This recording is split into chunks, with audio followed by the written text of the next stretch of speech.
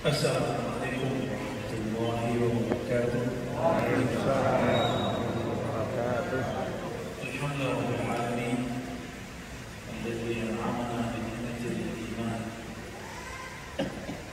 wa syarrafana bi ni'matil islam wa faddalana bi ni'matil ihsan. Asyhadu an la ilaha illallah wa asyhadu anna Muhammadan abduhu wa rasuluh. Allahumma shalli wa sallim wa barik ala Sayyidina Muhammad wa ala alihi wa ali baitihi wa dhurriyyatihi ajma'in. Amma ba'du. Jemaah yang dimuliakan Allah, Masjid Al-Ittihad, semoga masjid ini menjadi simbol bahwa jemaah dalam perbedaan bisa bersama. Amin. Saya bawa kitab, tapi tidak dari saya kaji. Jadi habis sholat 2 rakaat minta petunjuk kepada Allah, saya mengaji apa ya? Tadinya saya janji kitab, ternyata ada pertanyaan beberapa waktu ini, apakah di Quran ada tasawuf? Maka insya Allah kalau berpanjang kita akan membedah nilai-nilai tasawuf dalam Al-Quran. Kita mulai dari surat Al-Baqarah. Kalau Al-Fatihah sudah keseringan, ya, mau lihat bahwa tasawuf itu ya dari Quran semua, nggak ada yang nggak dari Quran. Di luar Quran itu bukan tasawuf, namanya mistism atau kebatinan. Kebatinan ini kalau tidak diislamkan ya menyimpang, ya. Mistis orang itu. Kita mulai dari Al-Baqarah. Semoga nanti teman-teman, sahabat-sahabat semua ayatnya mungkin biasa dengar. Nanti pemahamannya ada yang kita ulik-ulik yang barangkali selama ini kurang diperhatikan, kita muncul insya Allah. Bismillahirrahmanirrahim. A'udzubillahi minasyaitonir rajim. Bismillahirrahmanirrahim. Qala ta'ala Alif Lam Mim. Ini harusnya dibahas, tapi saya skip dulu, ya, karena panjang pembahasannya. Karena satu alif bisa satu pertemuan bisa lebih. Jadi kita skip dulu ya. Yang pasti tanya kepada semua ahli bahasa, mereka tidak bisa menjelaskan kebahasaan alif lam mim, karena bahasa mereka masih bahasa bumi, sedangkan alif lam mim bahasa langit. Ya, semua orang Arab bingung.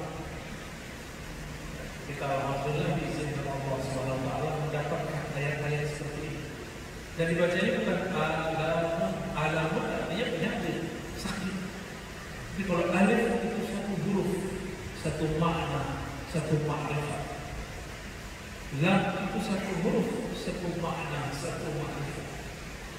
Mim itu satu huruf, satu makna, satu ma'rifat. Dulu Ibnu Katsir menjelaskannya sedikit saja, tergantung yang dia dapatkan dari riwayat Imam Ibnu Majah, Imam At-Tabari, Imam Tabari yang Tabari juga berikan dari Imam Mujahid, Muqatil, Qalus, dan mereka semua murid daripada Ibnu Abbas radhiyallahu ta'ala anhu. Jadi ini saya kira dulu ya, karena dulu ada orang sok pintar ngomong ini. Ini hanya Allah yang pernah tahu. Dia nukil kalam Imam Suyuti. Imam Suyuti ngomong begitu, bukan berarti kita tidak boleh tahu. Untuk segala hal pasti Allah lebih tahu kita.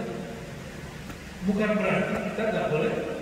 Ya kita siapa tahu diberitahu oleh Allah Subhanahu wa Ta'ala. Maka alif lam mim ada makna yang kita tafsir. Apalagi di kolbu pada kasih Allah Subhanahu wa Ta'ala. Ini simbol-simbol pada kita langsung saja. Dzalikal kitab la raiba fihi. Dzalika syaratnya artinya itulah. Tapi ahli tafsir seperti Imam Ibnu Katsir, Suyuti mengatakan dzalika itu hada, ini. Saya sangat takzim kepada mereka, tapi saya tetap mengembalikan makna dzalika kepada dzalika, bukan hada. Dzalikal kitab, itulah kita, yaitu alif lam mim satu kita. Ya. Lam mim, alif lam mim itu pembahasannya satu kitab kita langsung. Makanya diurai salah satu bentuknya Al-Quran. Dzalikal kitab, demikianlah kita. La raiba fihi. Sisi tasawufnya di mana di sini? La raiba fihi. Ini pertama. Dalam ilmu tasawuf tidak boleh ada raiba. Apa arti raiba? Syak, keraguan. Ragu kita kepada Allah, ragu kita berguru, ragu itu dari syaitan. Ragu itu sifatnya syaitan. Raiba itu penyakit di dalam kolbu. Orang yang memelihara penyakit ini suatu saat akan menjadi pengkhianat. Kalau dia seperti orang beriman, itu calon munafik. Inilah ajaib surat Al-Baqarah ayat 2. Ayat pertamanya sudah menyentuh bab tasawuf. Kita tasawuf tidak boleh ada raiba. Dzalikal kitab la raiba fihi. Saudara-saudara Allah yang berhormat, Alkitab, kembali ke Alkitab. Alkitab itu adanya di mana? Di kertas atau di kolbu Nabi? Allah itu kalau menulis Alkitab kemana? Dicetak dulu di bumi. Enggak, langsung turun ke kolbu Nabi. Maka ada istilahnya kitab Ar-Risalah, kitab risalah yang ada dalam kolbu Nabi, itu istilahnya. Itulah yang Nabi bacakan. Ada yang Nabi katakan ini sumbernya Allah bernama Al-Quran. Penjelasan dari beliau bernama sunnah atau hadis. Semuanya kita. Coba diulang-ulang, diingat-ingat. Kitab Sahih Bukhari itu menceritakan siapa? Rasulullah. Terus Rasulullahnya siapa dong? Sahih Bukhari benar nggak? Benar. Tentang siapa Sahih Bukhari? Tentang Rasulullah. Berarti Rasulullahnya siapa dong? Rasulullah lah Alkitab yang sebenarnya. Kalau populer isinya Alkitab. Sisi tasawuf kalau nasib. Sayyidah Aisyah menangkap itu ketika ditanya oleh sahabat Nabi, apakah akhlak Rasulullah yang bagaimana? Khuluqul Quran. Akhlaknya Quran.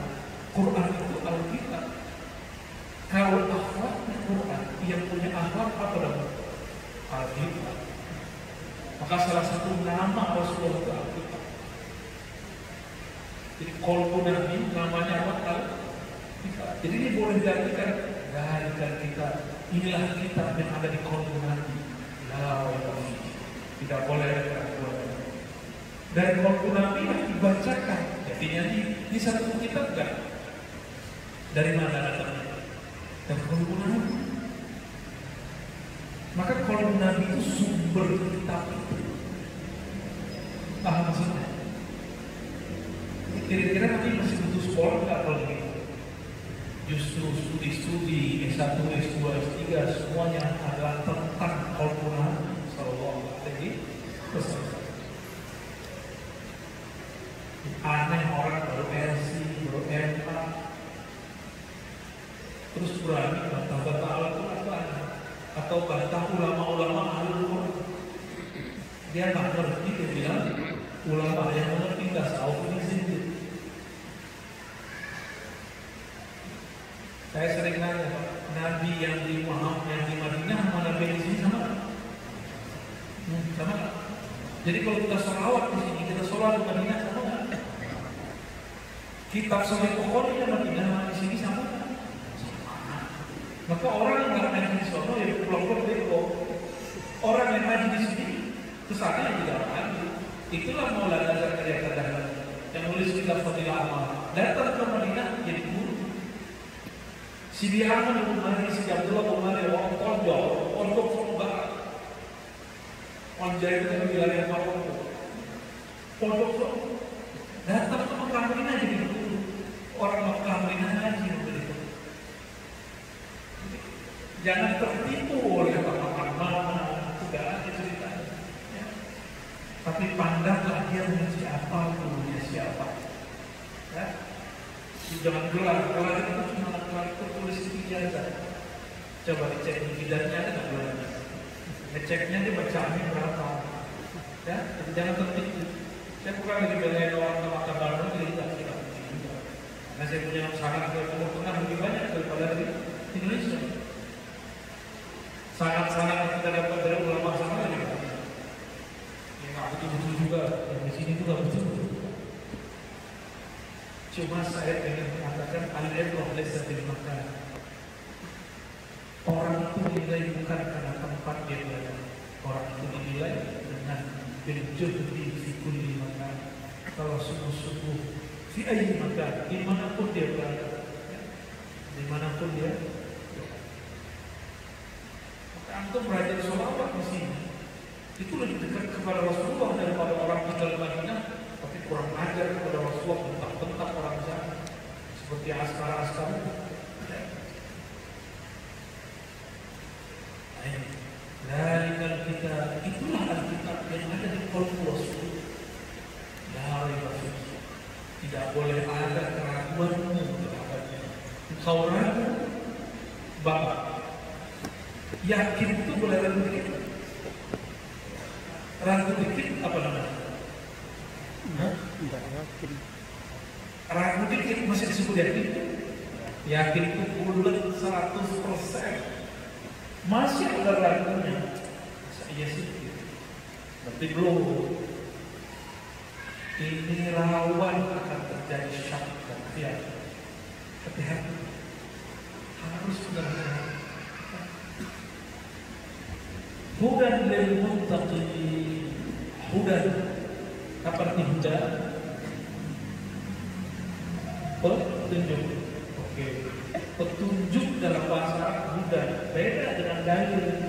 Dalil kepada akal, petunjuk artinya hudan ke dalam kolbu. Balik-balik ke kolbu lagi.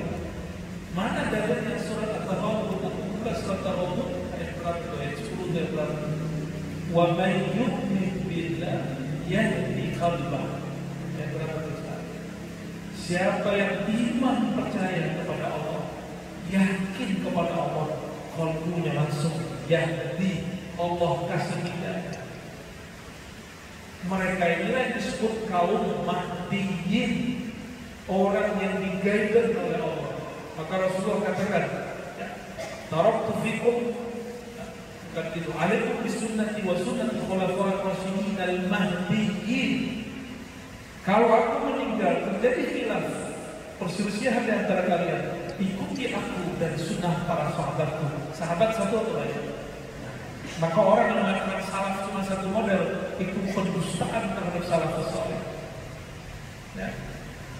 Itu dosa besar itu. Salah satu dosa besar akan menghilangkan cahaya dari wajah orang, akan membuat emosi, akan membuat kebencian kepada orang yang berbeda. Ya. Terus apa kata tadi? Hendaklah kalian ikut sunnah sahabat-sahabatku, khalifah-khalifahku, pengganti-penggantiku yang mahdiyin, yang rasyid, yang dapat petunjuk, cerdas, mahdiyin, diberi hidayah kolbunya. Bukan yang bergelar banyak, bukan yang hafal banyak, hafal di sini. Kecuali hafalannya sudah tembus ke dalam kolbu. Saya punya sahabat imam masjid juga Pak. Ketika dia dioperasi, dokter bilang dia nggak tidur, lidahnya baca ayat Quran, matanya apa? Sepertinya ngimami. Jadi kalau ngimami pasti panjang, sebuah halaman. Ketika dioperasi yang keluar apa? Quran. Berarti Qurannya sudah masuk ke dalam kolbunya. Benarlah doa beliau. Ya, dia selalu berdoa. Allah menjadikan Quran rabi'al qalbi. Jadikan Quran itu bagian dari belahan jiwa. doaan qalbu. Ini doa. Sampai sekarang orangnya masih itu. Sampai hari ini orangnya kurus. Kalau dimamin suaranya biasa, tapi enak. Kok bisa orang suaranya biasa, enak jadi bingung. Ternyata Quran sudah diqaulkan. Ya. Jadi huda lil muttaqin, hidayah itu turun ke dalam qalbu orang yang bertakwa. Nabi bersabda dalam hadis Imam Tirmidzi, at-taqwa hahuna. Takwa itu di dalam dada. Berarti maksudnya di mana? Di dalam qalbu itu, bolak-balik di situ. Kenapa orang baca ayat ini gak ngeh juga ini ayat awal sampai akhirnya bicara qalbu. Ini alam qalbu semua. Tidak ragu di qalbu, di hati. Ragu di hati. Dapat hidayah di hati semua. Maka gak ada urusan tuh dapat hidayah sarungan. Banyak misalkan kalau di Madura teman saya cerita, orang Madura cerita, kami sarungan nyambung ayam itu biasa. Pakai kopiah lagi. Ini teman saya ustaz dari Madura cerita. Di tempat saya itu nyambung ayam ya. Kalau nggak pakai kopiah takutnya sial. Jadi sendiri cerita tentang orang lucu lah. Berarti tradisi Kiai sudah masuk kepada penyambung ayam. Keren. Bagus. Kalau di tempat saya dulu perang padri itu ada padri sufi, ada padri wahabi. Padri sufi tuan mursyid tarekat Syafariyah Naqsyabandiyah, dan dia bermazhab Syafi'i, berakidah Asy'ariyah dan Maturidiyah. Beliau ini dakwahnya pelan. Kalau ada orang yang buka ayam, dia panggil, dia undang makannya sini. Saya mau kasih kalian duit biar menang besok. Benar kok dikasih cuma Bismillah. Kalau di Jawa Kalimantan di Padang itu sudah Islam, tapi masih main ayam. Dikasih apa? Bismillah. Setiap kali nyambung ayam menang, sampai dibusuk naik, dibawain ayam itu tuanku itu. Ditanya, gimana? Menang bro? Oh menang. Itu busuk. Itu Bismillah itu apa? Nanya, Bismillah itu apa? Bismillah itu kau minta izin, minta kekuatan dari Allah. Terus bukan mau Allah larang, tahu juga. Iya, tapi kan saya ngaku benar kan tobat jadi murid, jadi mursyid dari situ. Tukang sepuluh ayat jadi mursyid. Masih penting, ya. Masih penting. Udah dilihat merampok deh. Udah dilihat maka udah ini ilmunya salah satu pewaris di tengah jalan itu sudah terlihat mantan perampoknya. Jadi wali-wali ini ulama-ulama ini ada pewaris-pewarisnya. Ini pewarisnya ulama, pewarisnya ulama, ya. Ini ulama, al-ulama warasatul anbiya. Ya. Hudan lil muttaqin. Maka hidayah ini turunnya kepada qalbu orang-orang yang bertakwa. Jadi takwa itu bukan pakaian. Kalau di sekolah kan ada namanya pakaian takwa. Itu istilah yang takwa di dalam. Maka untuk mengetahui orang yang bertakwa atau tidak, pakai pakaian atau pakai kalbu. Pakai kalbu. Mandang maaf, melihat celananya atau melihat sarungnya. Kalau melihat celana atau tersinggung aja. Melihat celananya atau melihat sarungnya, melihat kopiah, apa yang dilihat ketika orang bertakwa? Kalbunya memancarkan apa? Nah, lagi soal ini. Ini bagus kan? Wah, ini aja ya. Bagus, Pak Pengurus. Jadi kalau ceramah begini aja, kita lagi ngomong gantungan kok. Nah ini ringkasan ya, saya coba nggak panjang-panjang, karena kalau panjang-panjang takut tinggi dengan ayat itu. Alladzina yu'minuna bil ghaib. Orang-orang siapakah yang disebut bertakwa? orang-orang yang percaya kepada yang gaib. Apa arti gaib? Apa beda gaib dengan batin? Kita kalau bahasa Arab menyebut gaib itu apa?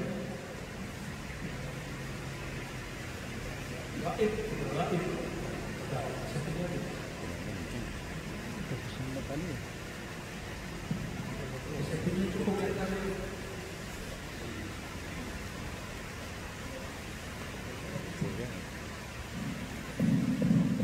Tes, kedengaran sampai ke belakang. Bagus.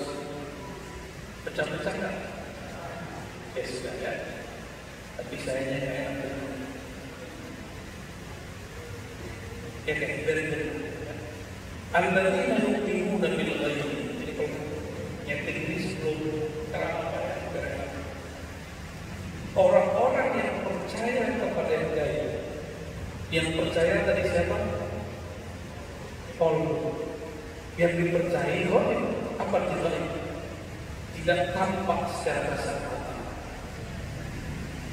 tidak terasa dia hadir secara akliah. Dilihat pakai mata nggak kelihatan, didengerin nggak kedengeran, dideketin nggak bisa deket, itu namanya gaib. Jadi yang itu bahasa bebasnya. Ada bahasa tegasnya. Gaib itu adalah sesuatu yang tidak dapat diakses oleh panca indera. Sesuatu yang tidak dapat diakses oleh panca lima indera. Mata, telinga, penciuman, meraba, apalagi lidah, kayak bisa. Coba bisa lihat jin? Bisa lihat jin? Bisa lihat malaikat? Tapi mereka ada yakin. Ini beda. Lihat enggak? Melihat enggak terasa enggak? Emang ada yang merasa jin? Enggak. Maka disebut gaib. Apa bedanya dengan batin? Batin itu tidak tampak dengan panca indera, tapi terasa oleh orang. Itu batin. Lain dengan kebatinan, itu mistis. Ya, kebatinan itu meninggalkan menentang syariat. Itu orang kebatinan. Tapi kalau batinnya sudah diislamkan, dia pasti bersyariat. Aman. Baik. Alladzina yu'minuna bil ghaib. Orang-orang yang percaya kepada yang gaib. Yang gaib itu apa tadi? Yang tidak dapat diakses oleh panca indera. Wa yuqimuna shalah, dan mereka yuqimun. Ini sisi tasawuf. Dalam tasawuf tidak ada namanya melaksanakan sholat.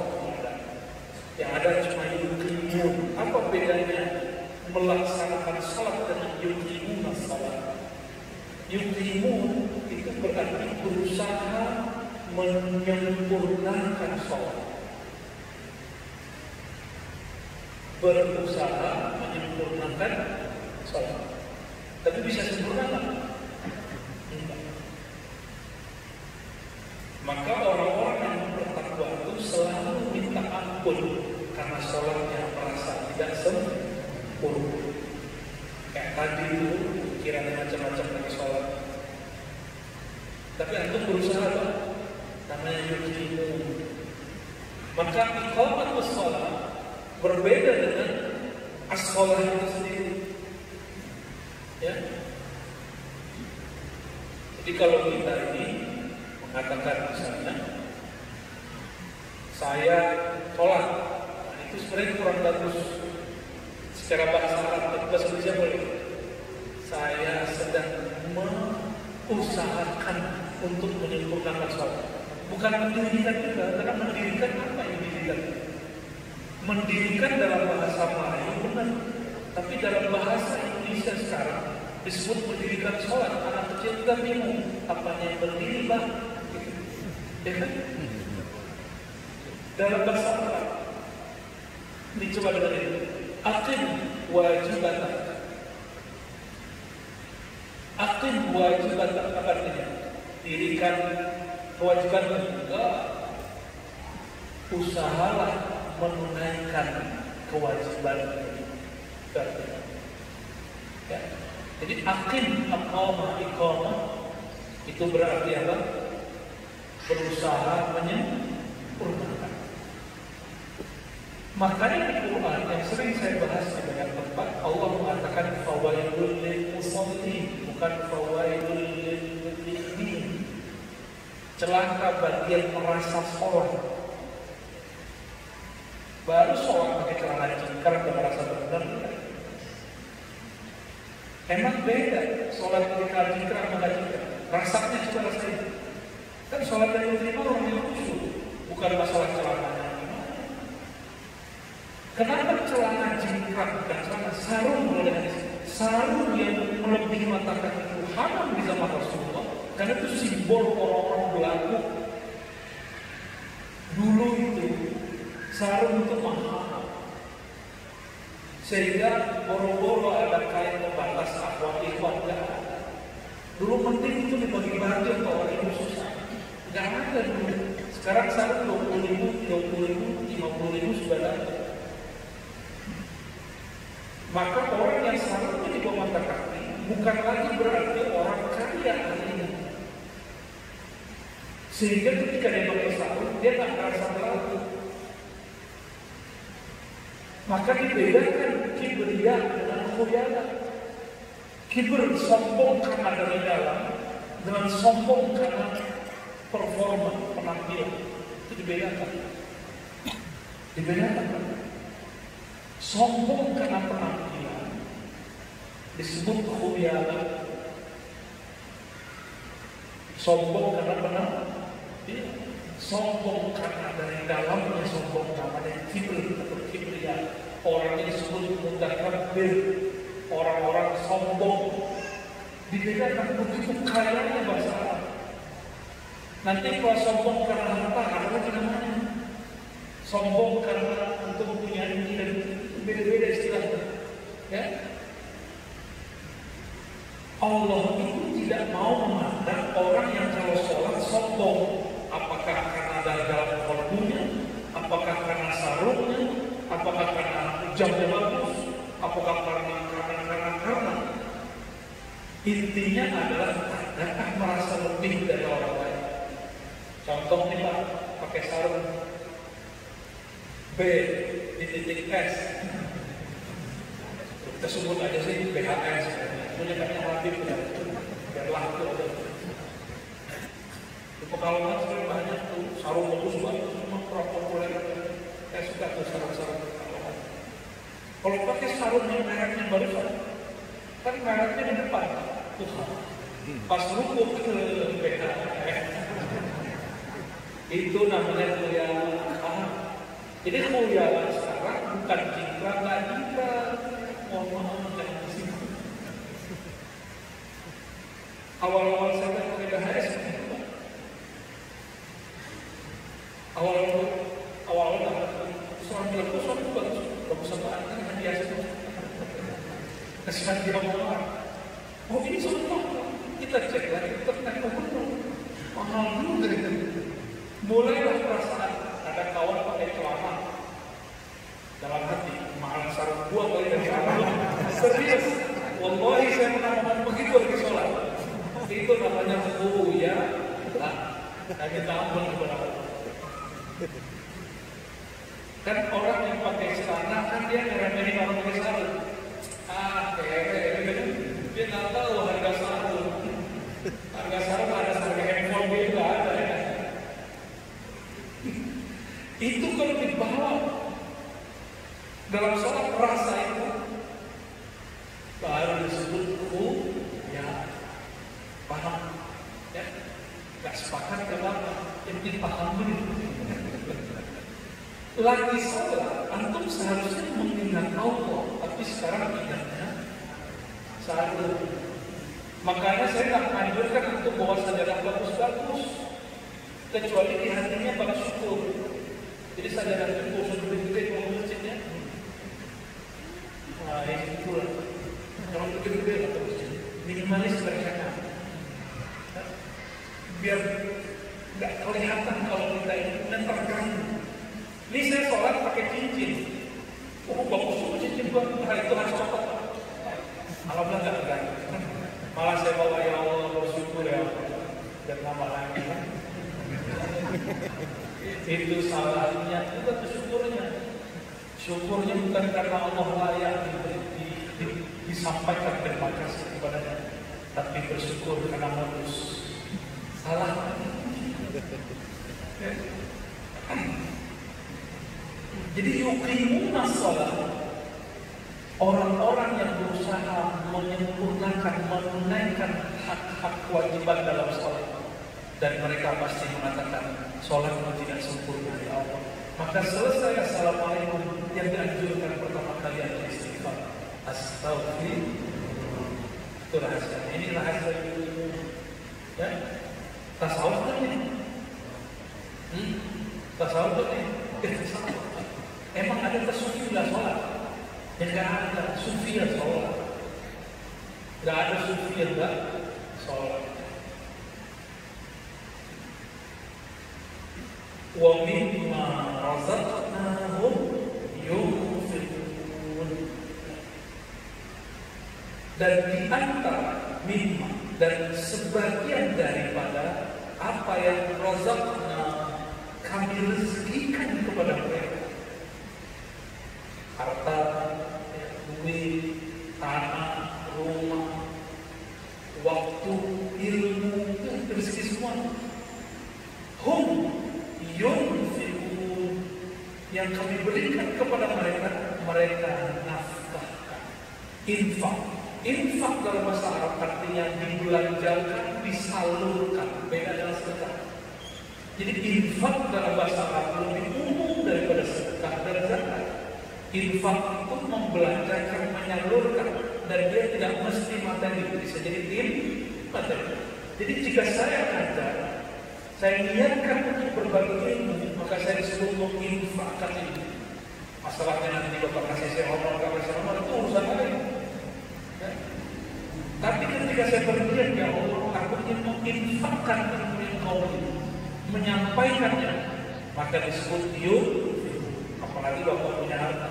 Saya mau tanya, lebih mahal ilmu atau harta?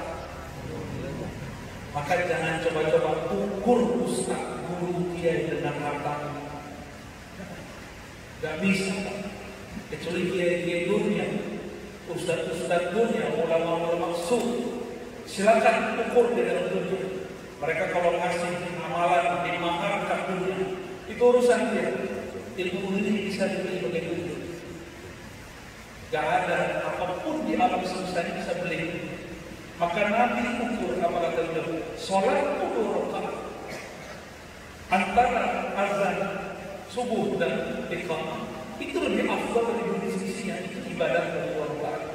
Dan Nabi mengatakan satu bab ilmu lebih afdal daripada 1000 rakaat yang tadi. Gitu. Jadi kalau mau kasih hadiah dulu, kasih hadiah, jangan merasa berjasa. Ya, apalagi cuma korban sedikit. Maka ciri-ciri antum hadiahnya diterima di sisi Allah, udah ngasih nggak merasa ngasih. Bantu orang miskin nggak merasa bantu, ngasih hadiah guru, ngasih hadiah teman tidak merasa memberi mereka. Mau bangun masjid tidak merasa dirinya berjasa untuk masjid. Sudah begitu belum? Kalau belum PR kita masih banyak. Berarti razaqna hum yunfiqunnya belum benar. Ini coba lihat, razaqna kami yang rezeki mereka. Orang kalau paham bab ini, dia tidak akan iri kepada orang lain. Kenapa? Yang memberi rezeki sama. Jadi ini kalau boleh diterjemahkan, di antara yang kami kirimkan rezeki untuk mereka, Allah kalau kirim lebih canggih daripada JNT. Apalagi namanya Diki, boleh itu JNT, kita apalagi kirim surat, ditolak semua. Kalau lembaga-lembaga duniawi ini, perusahaan-perusahaan duniawi ini kirim dengan alamat yang jelas sampai kita ini belum lahir, nama kita sudah ada, di mana kita tinggal semua ini sudah ada. Kira-kira kalau Allah kirim mungkin kasar kirim. Maka kalau orang paham ini tidak mungkin ada kirim di kantor, gak mungkin di komplek orang kirim dengan tetangganya, karena rezeki gak akan sama masuk. Paham insya Allah? Ya, gak mungkin bertukar ke rumah. Ya, oh, aku suka dia, ya, kamu suka orang, tapi kan jodoh belum tentu. Keputusan Allah, sukailah, tapi jangan kemudian memaksakan mereka di sana. Cinta aja, jangan cinta dengan nafsu, cinta dengan roh, maka akan muncul kepasrahan, keridhaan.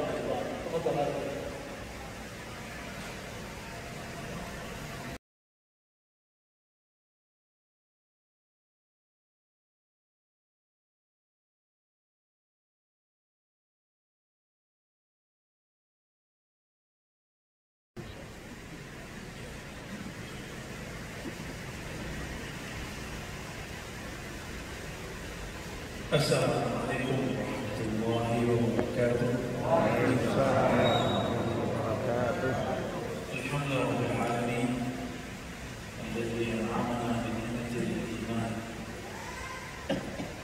wa syarrafana bi ni'matil islam wa faddalana bi ni'matil ihsan. Asyhadu an la ilaha illallah wa asyhadu anna Muhammadan abduhu wa rasuluh. Allahumma shalli wa sallim wa barik ala sayyidina Muhammad wa ala alihi wa ali baitihi wa dhurriyyatihi ajma'in. Amma ba'du, jemaah yang dimuliakan Allah, Masjid Al-Ittihad, semoga masjid ini menjadi simbol bahwa jemaah dalam perbedaan bisa bersama. Amin. Saya bawa kita, tapi tidak jadi saya kaji. Jadi habis sholat 2 rakaat minta petunjuk kepada Allah, saya mengaji apa ya? Tadinya saya janji kita, ternyata ada pertanyaan beberapa waktu ini, apakah di Quran ada tasawuf? Maka insya Allah kalau umur panjang kita akan membedah nilai-nilai tasawuf dalam Al-Quran.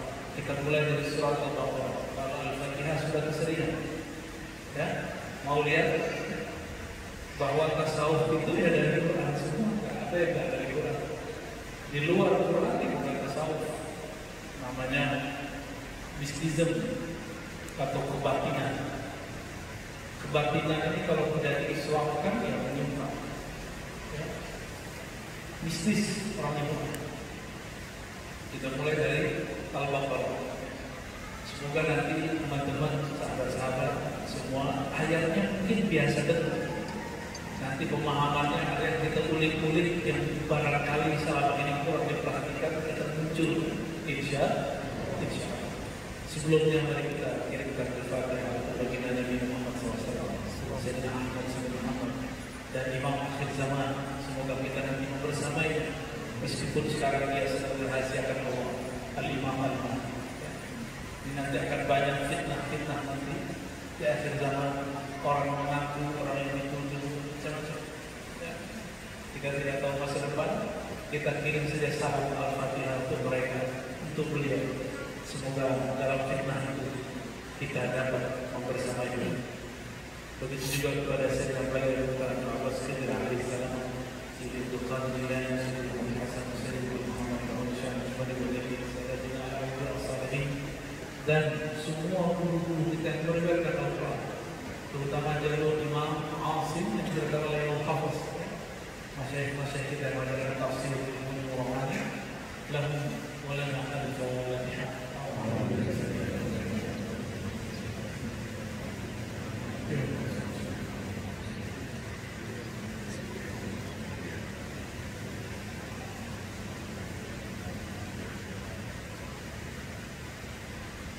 Bismillahirrahmanirrahim. A'udzubillahi minasyaitonir rajim. Bismillahirrahmanirrahim. Qala ta'ala Alif Lam Mim. Ini harusnya dibahas, tapi saya skip dulu. karena panjang pembahasan, karena satu alif bisa satu pertemuan bisa lebih. Jadi kita keep dulu ya. Yang pasti tanya kepada semua ahli bahasa, mereka tidak bisa menjelaskan pembahasan alif lam mim. Karena bahasa mereka masih bahasa bumi, sedangkan alif lam mim bahasa langit. Ya. Semua orang Arab bingung. Kita alhamdulillah diizinkan Allah Subhanahu wa taala mendapatkan ayat-ayat seperti ini. Dan dibacanya bukan alamun, artinya penyakit, sakit. Jadi kalau alif itu satu huruf, satu makna, satu ma'rifat. Lam itu satu huruf, satu makna, satu ma'rifat. Mim itu satu huruf, satu makna, satu ma'rifat. Dulu Ibnu Katsir menjelaskannya sedikit saja, tergantung yang dia dapatkan dari riwayat Imam Ibnu Majah, Imam At-Tabari, Imam Tabari yang Tabari juga berikan dari Imam Mujahid, Muqatil, Talus, dan mereka semua murid daripada Ibnu Abbas radhiyallahu taala anhu. Jadi ini saya kira dulu ya, karena dulu ada orang sok pintar ngomong ini. Ini hanya Allah yang pernah tahu. Dia mungkin kalau Imam Suyuti, Imam Suyuti ngomong itu bukan berarti kita tidak boleh tahu. Untuk segala hal pasti Allah lebih tahu kan? Bukan berarti kita tidak boleh. Ya kita siapa tahu diberitahu oleh Allah Subhanahu wa taala. Maka alif lam mim ada makna yang kita tafsir, apalagi di kolbu para kekasih Allah Subhanahu wa taala. Ini simbol-simbol alif lam mim. Kita langsung saja dari kita la raiba fihi. Dari syaratnya artinya itulah.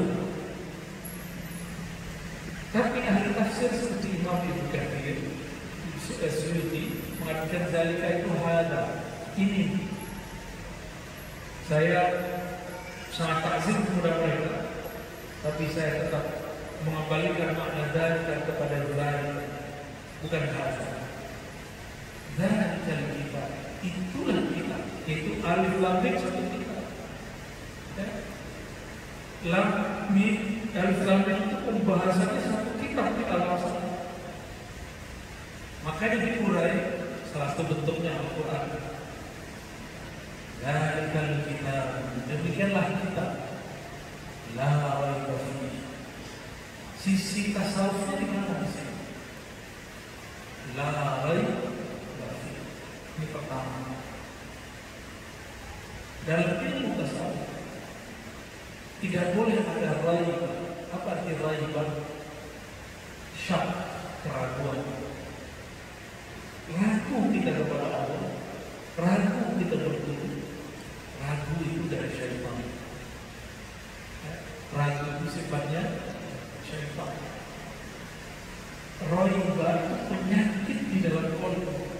Orang yang memelihara penyakit ini suatu saat akan menjadi pengkhianat.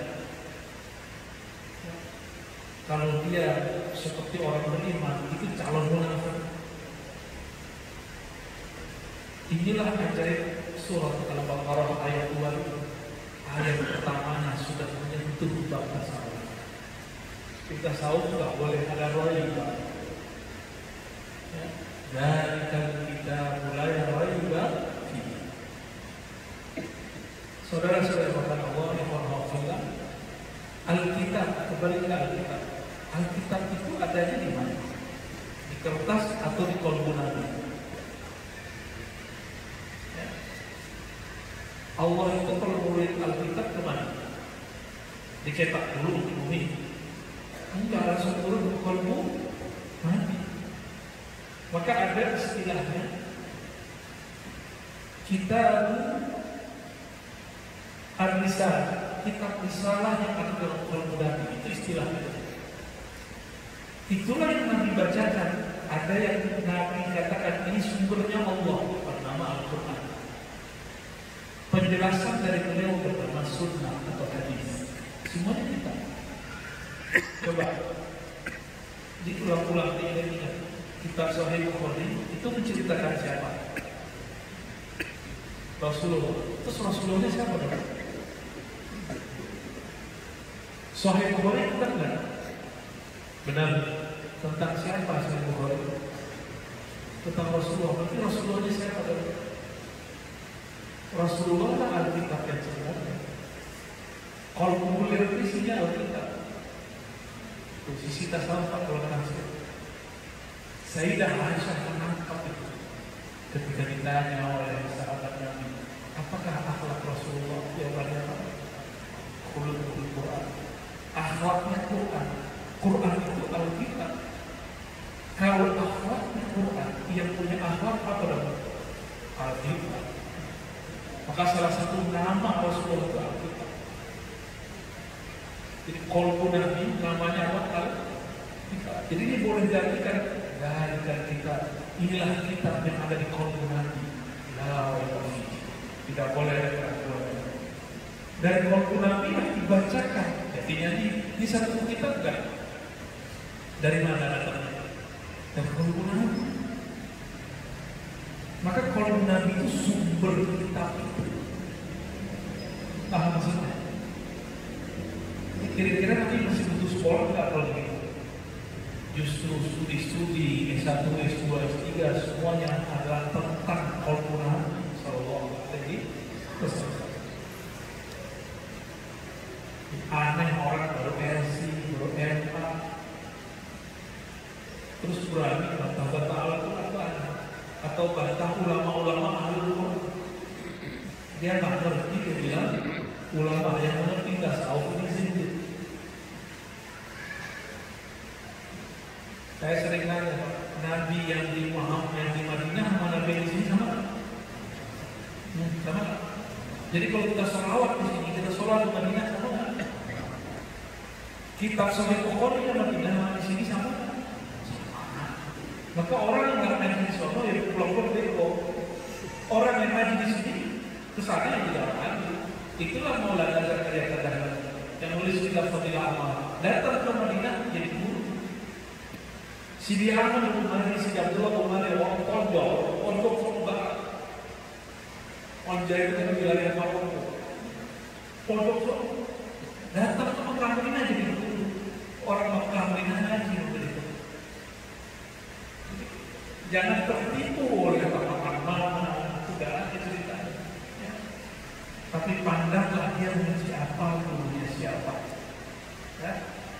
Jangan gelar itu cuma gelar tertulis di ijazah. Coba dicek ijazahnya ada nggak gelarnya? Ngeceknya dia bacaannya berapa? Ya, jadi jangan tertipu. Saya bukan lagi belain orang ke Bandung, jadi tidak begini. Karena saya punya sangat ke Timur Tengah lebih banyak daripada di Indonesia. Sangat-sangat yang kita dapat dari ulama sana lebih banyak. Yang nggak betul-betul juga, yang di sini juga betul-betul. Cuma saya ingin mengatakan al-ilmu laysa bil makan. Orang itu dinilai bukan karena tempat dia berada. Orang itu dinilai dengan bil-juhdi fi kulli makan. Kalau sungguh-sungguh fi ayyi makan, dimanapun dia berada, dimanapun dia. Maka antum belajar sholawat di sini itu lebih dekat kepada Rasulullah daripada orang tinggal di Madinah. Tapi kurang ajar kepada Rasulullah, bentak-bentak orang sana seperti askara-askara.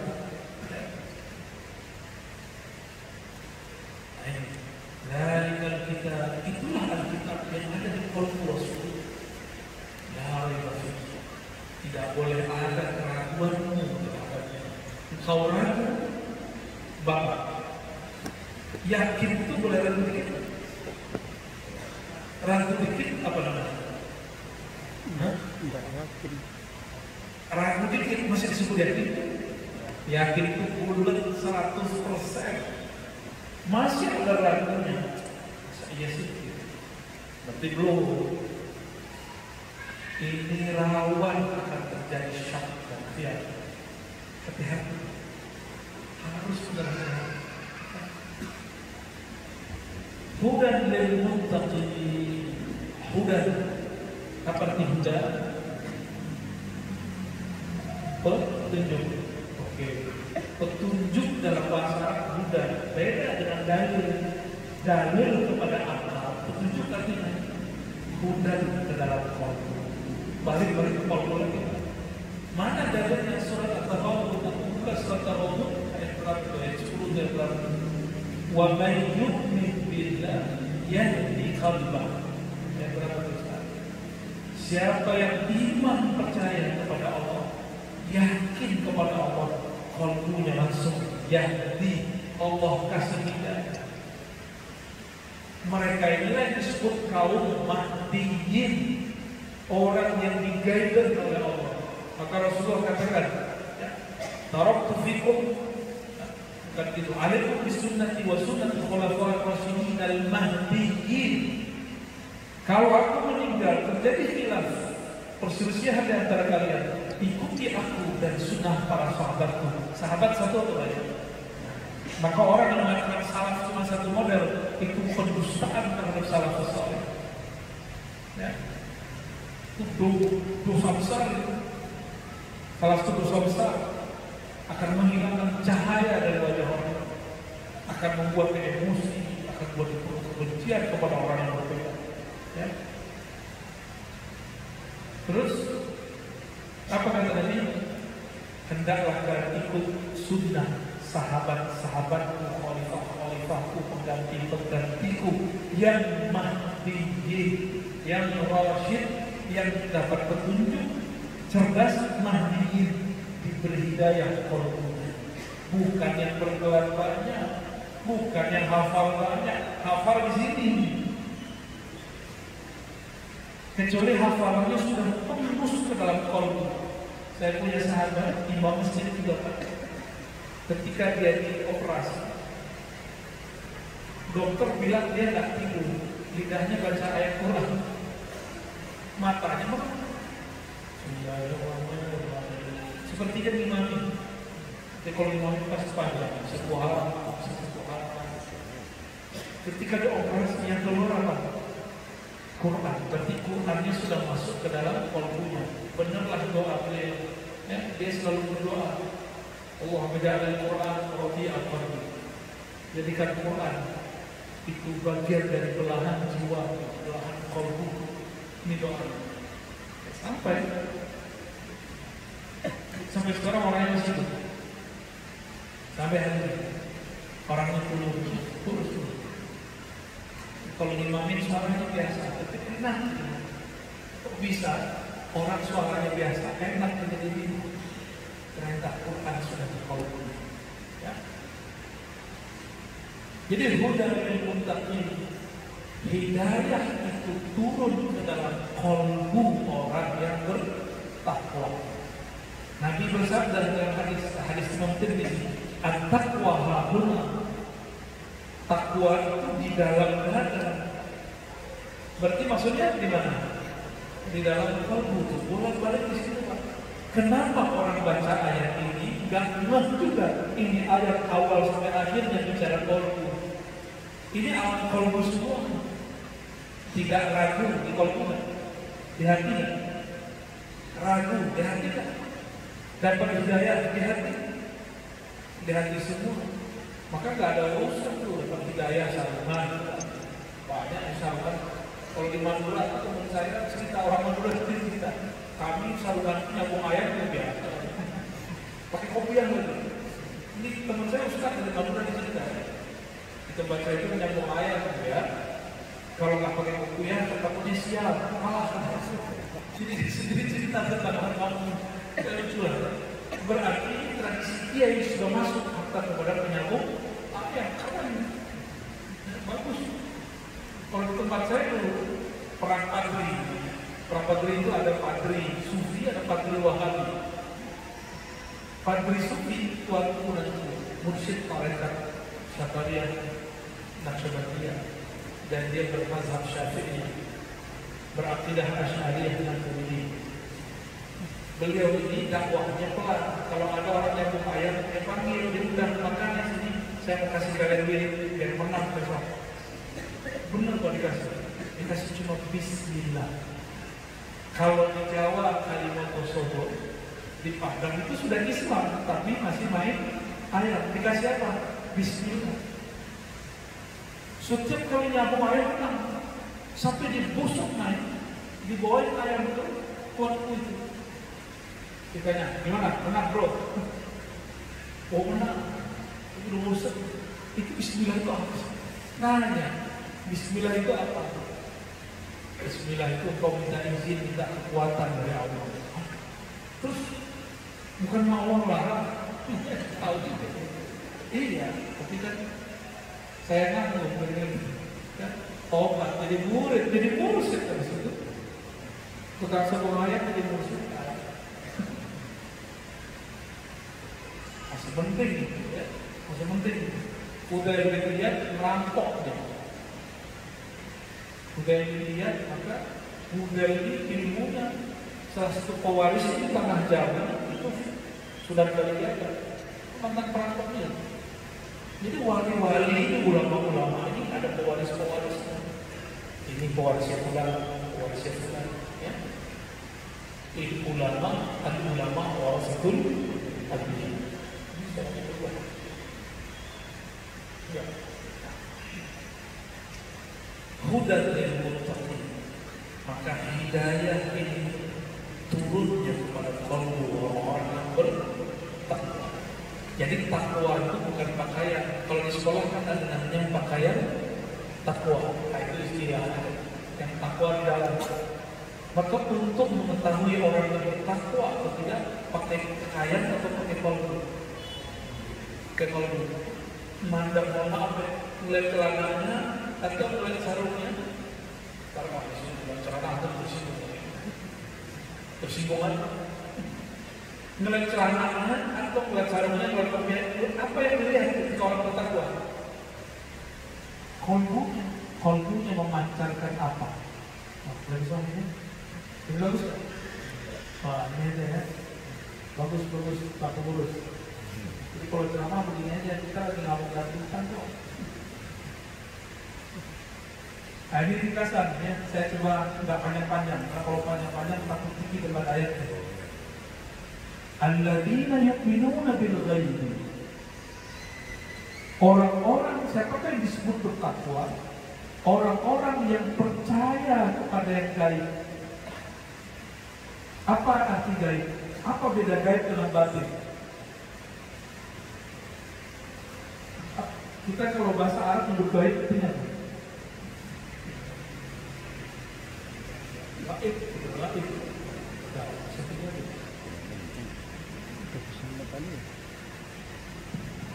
Seperti itu cukup ya tadi.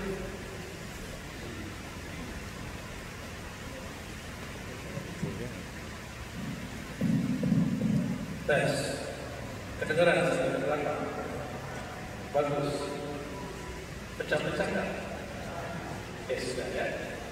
Tapi saya nyanyi ya kayak beri-beri. Alladzina yu'minuna bil ghaib. Jadi kalau nyeting ini sebelum terang orang-orang yang percaya kepada yang gaib. Yang percaya tadi siapa? Qalbu. Yang dipercayai ghaib. Apa itu ghaib? Tidak tampak secara kasat mata. Tidak terasa dia hadir secara akliah. Dilihat pakai mata nggak kelihatan, didengerin nggak kedengeran, dideketin nggak bisa deket, itu namanya gaib. Jadi yang itu bahasa bebasnya. Ada bahasa tegasnya. Gaib itu adalah sesuatu yang tidak dapat diakses oleh panca indera. Sesuatu yang tidak dapat diakses oleh panca lima indera, mata, telinga, penciuman, peraba, lidah, gak bisa. Coba bisa lihat jin? Bisa lihat jin? Bisa lihat malaikat? Tapi mereka ada yakin. Ini beda kan? Melihatnya kan? Melihat gak terasa kan? Emang ada yang merasa diri? Enggak juga. Maka disebut gaib. Apa bedanya dengan batin? Batin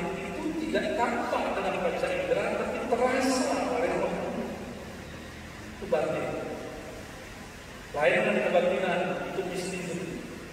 Ya, kebatinan itu meninggalkan, menentang syariat. Orang kebatinan. Tapi kalau batinnya sudah diislamkan, dia pasti bersyariat. Aman. Baik.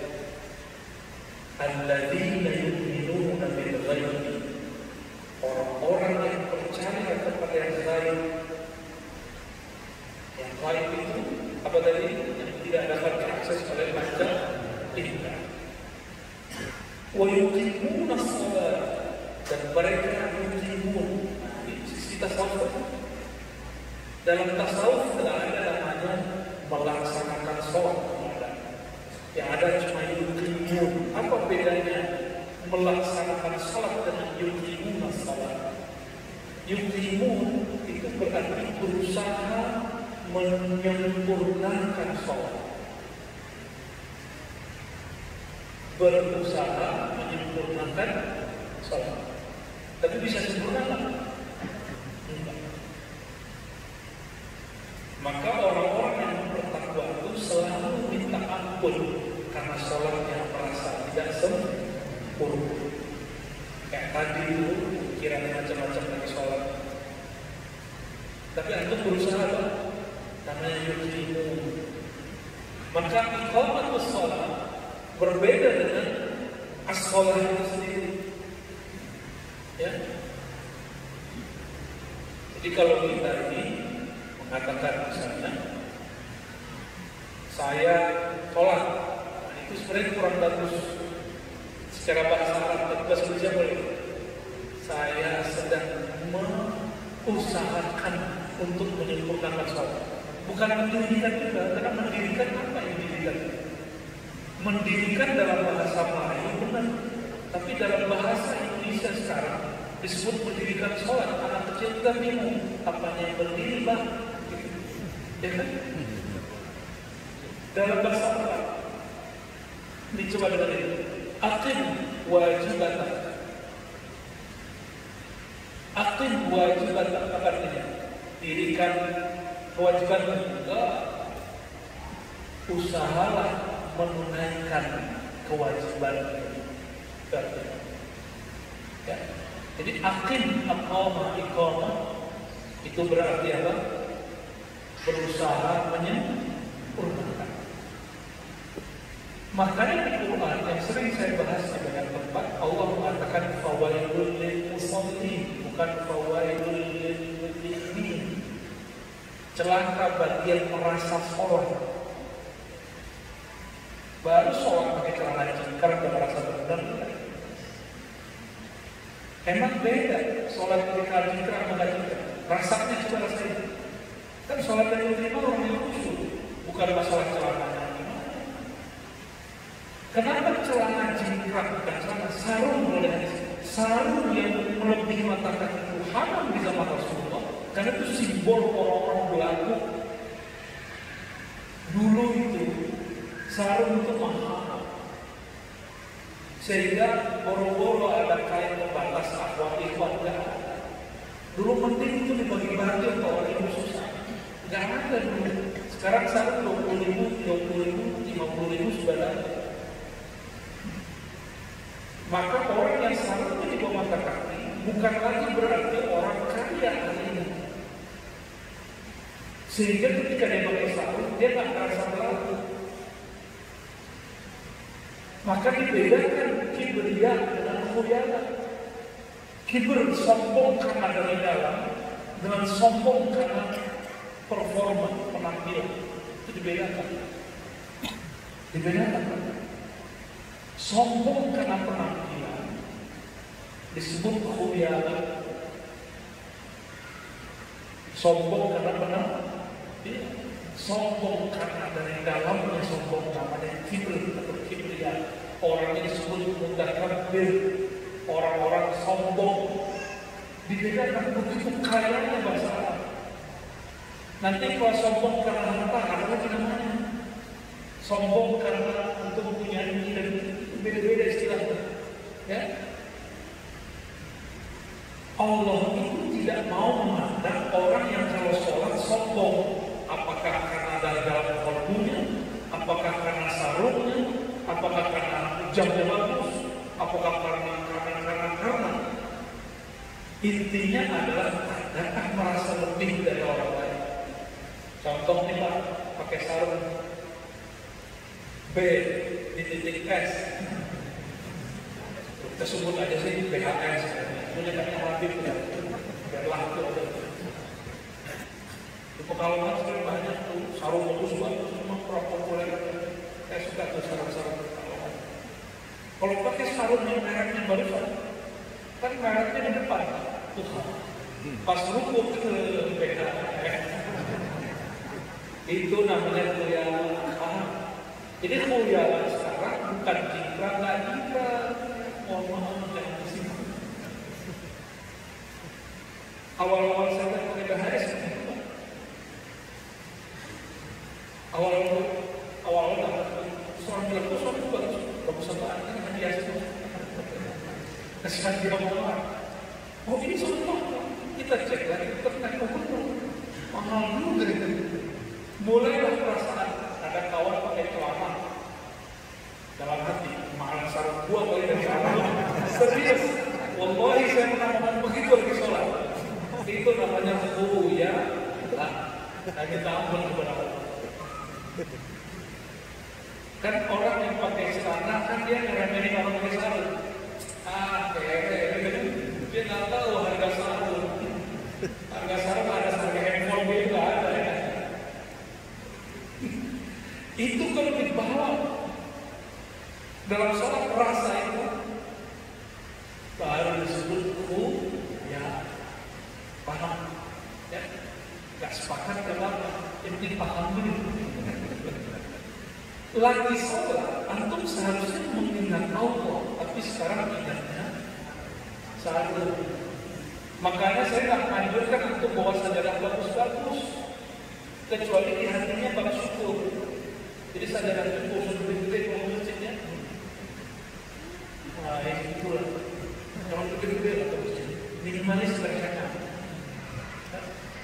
Biar nggak kelihatan kalau kita ini terganggu. Ini saya sholat pakai cincin. Oh, bagus juga cincin gua. Nah, itu harus copot. Alhamdulillah nggak terganggu. Malah saya bawa ya Allah bersyukur ya dan nama lagi. Itu salahnya, itu syukurnya.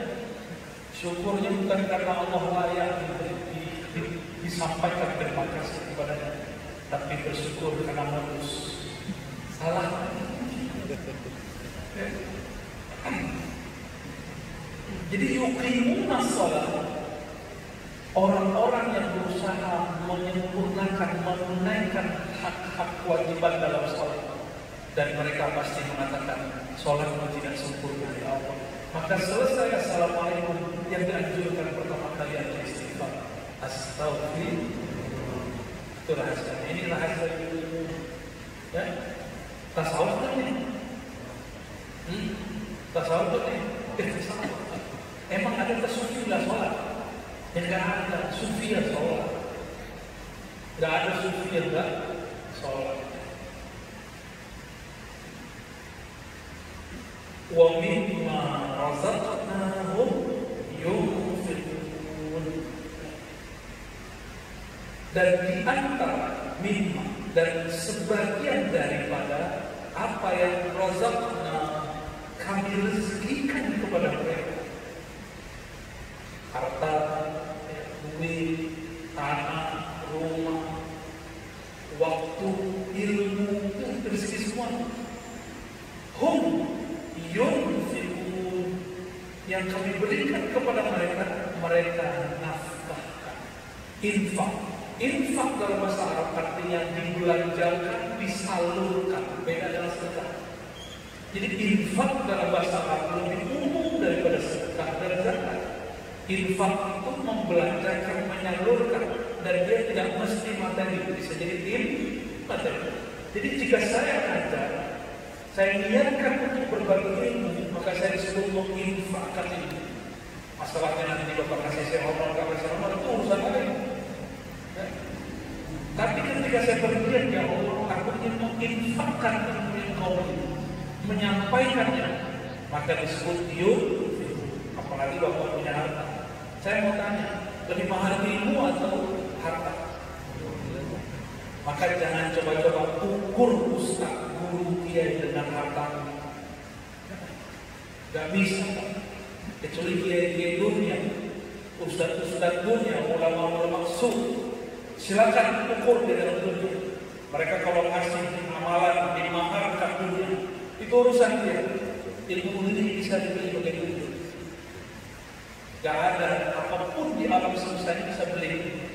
Maka Nabi ukur apa kata beliau? Sholat 2 rakaat antara azan subuh dan iqamah itu lebih afdal dari sisinya, itu ibadah 2 rakaat. Dan Nabi mengatakan satu bab ilmu lebih afdal daripada 1000 rakaat yang tadi. Gitu. Jadi kalau mau kasih hadiah dulu, kasih hadiah, jangan merasa berjasa. Ya, apalagi cuma korban sedikit. Maka ciri-ciri antum hadiahnya diterima di sisi Allah, udah ngasih gak merasa ngasih. Bantu orang miskin gak merasa bantu. Ngasih hadiah guru, ngasih hadiah teman tidak merasa memberi mereka. Mau ngomong masjid tidak merasa dirinya berjasa untuk masjid. Sudah begitu belum? Kalau belum PR kita masih banyak. Berarti razaqna hum yunfiqunnya belum benar. Ini coba lihat, razaqna kami yang rezeki mereka. Orang kalau paham bab ini, dia tidak akan iri kepada orang lain. Kenapa? Yang memberi rezeki sama. Jadi ini kalau boleh diterjemahkan, di antara yang kami kirimkan rezeki untuk mereka, Allah kalau kirim lebih canggih daripada JNT. Apalagi namanya Tiki, boleh gitu.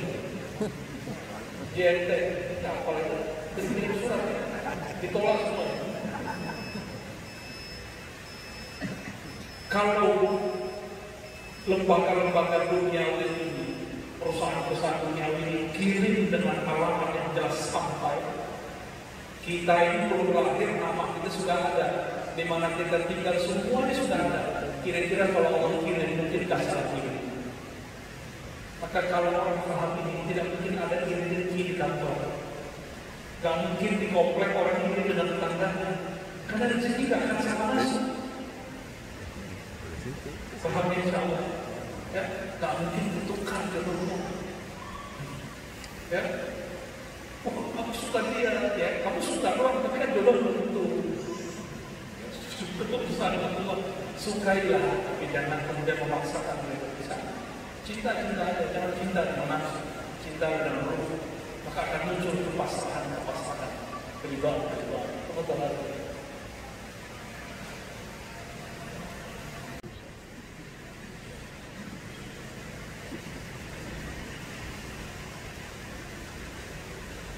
Assalamualaikum warahmatullahi wabarakatuh. Waalaikumsalam warahmatullahi wabarakatuh. Alhamdulillahirabbil alamin. Alladzi an'amana bi ni'matil iman wa syarrafana bi ni'matil islam wa faddalana bi ni'matil ihsan. Asyhadu an la ilaha illallah wa asyhadu anna Muhammadan abduhu wa rasuluh. Allahumma salli wa sallim wa barik ala Sayyidina Ahmad wa ala alihi wa ali baitihi wa dhurriyyatihi ajma'in. Amma ba'du, jemaah yang dimuliakan Allah, Masjid Al-Ittihad. Semoga masjid ini menjadi simbol bahwa jemaah dalam perbedaan bisa bersama. Amin. Saya bawa kitab, tapi tidak jadi saya kaji. Jadi habis sholat 2 rakaat minta petunjuk kepada Allah, saya mengaji apa ya? Tadinya saya janjian kitab, ternyata ada pertanyaan beberapa waktu ini, apakah di Quran ada tasawuf? Maka insya Allah kalau berpanjang kita akan membedah nilai-nilai tasawuf dalam Al-Quran. Kita mulai dari surat Al-Baqarah. Kalau Al-Fatihah sudah keseringan, ya, mau lihat bahwa tasawuf itu ya dari Quran semua, nggak ada yang nggak dari Quran. Di luar Quran itu bukan tasawuf, namanya mistism atau kebatinan. Kebatinan ini kalau tidak diislamkan ya menyimpang. Ya. Mistis orang itu. Kita mulai dari Al-Baqarah. Semoga nanti teman-teman, sahabat-sahabat semua ayatnya mungkin biasa dengar. Nanti pemahamannya ada yang kita ulik-ulik yang barangkali selama ini kurang diperhatikan, kita muncul insya Allah. Sebelumnya mari kita kirimkan Al-Fatihah bagi Nabi Muhammad SAW, Sayyidina Ahmad Muhammad dan Imam akhir zaman. Semoga kita nanti membersamainya meskipun sekarang dia sedang dirahasiakan Allah Al-Imam Al-Mahdi. Nanti akan banyak fitnah nanti di akhir zaman, orang mengaku, orang yang dituduh macam-macam. Ya. Jika tidak tahu masa depan, kita kirim saja salam Al-Fatihah untuk mereka, untuk beliau. Semoga dalam fitnah itu kita dapat membersamai. Begitu juga kepada Sayyidina Beliau Abbas Khidir alaihi salam, Sayyidina Qadilan, Sayyidina Hasan, Sayyidina Muhammad Al-Syah, Sayyidina Al-Salihin, dan semua guru-guru kita yang meriwayatkan Al-Quran, terutama jalur Imam Asim yang diriwayatkan oleh Imam Hafiz, masyayikh kita yang mengajarkan tafsir ilmu Qur'an, lahum wa lana al-Fatihah.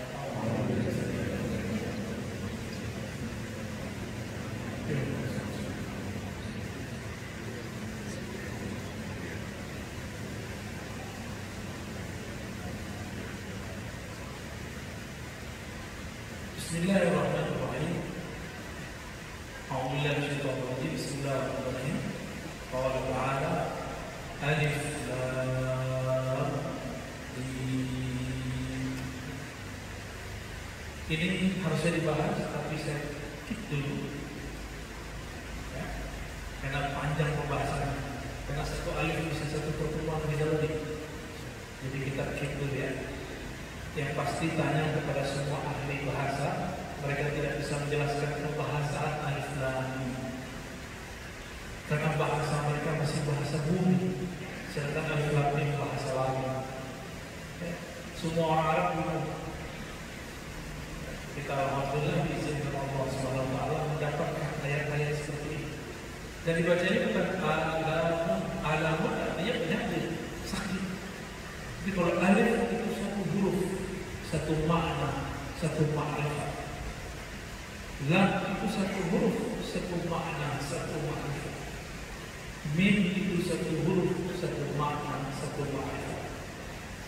Dulu Ibnu Katsir menjelaskannya sedikit saja, tergantung yang dia dapatkan dari riwayat Imam Ibnu Majah, Imam At-Tabari, Imam Tabari yang Tabari juga berikan dari Imam Mujahid, Muqatil, Qaus, dan mereka semua murid daripada Ibnu Abbas radhiyallahu ta'ala anhu. Jadi ini saya kira dulu ya, karena dulu ada orang sok pintar ngomong ini. Ini hanya Allah yang pernah tahu. Dia nukil kalam Imam Suyuti. Imam Suyuti ngomong begitu bukan berarti kita tidak boleh tahu.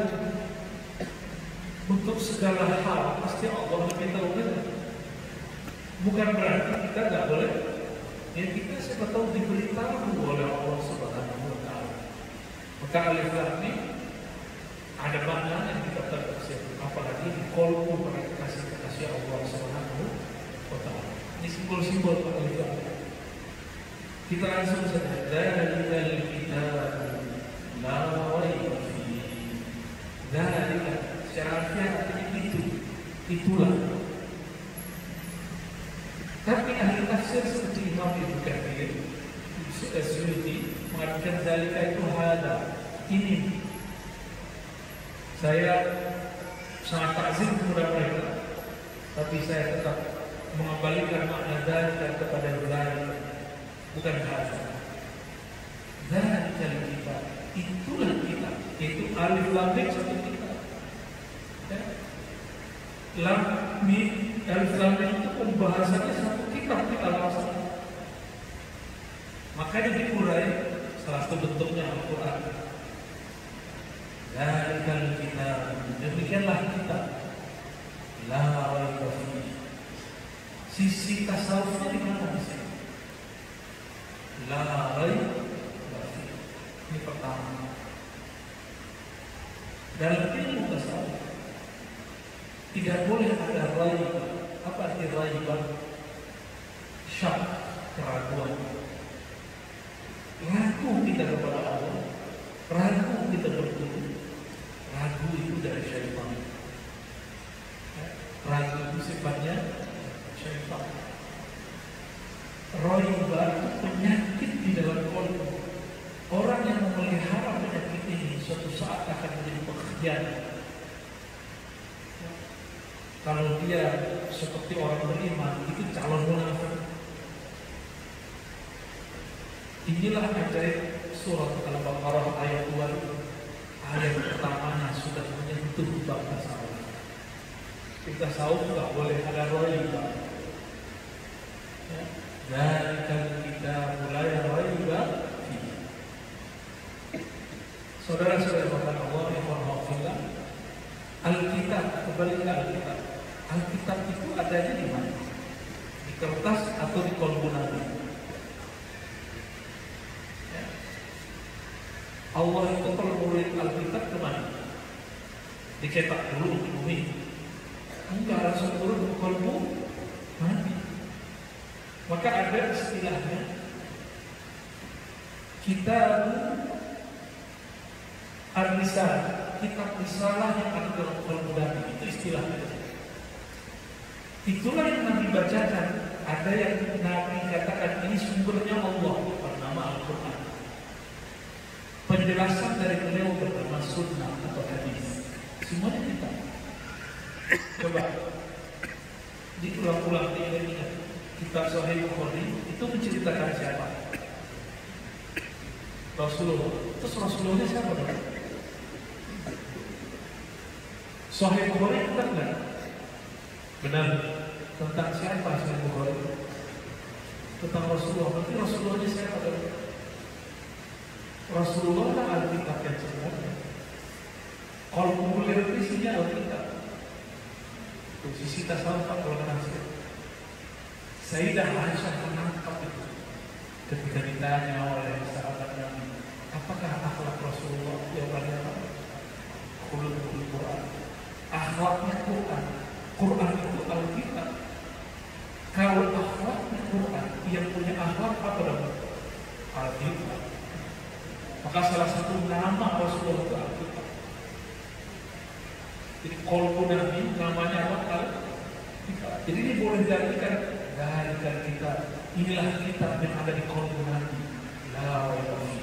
Tidak boleh ada keraguan.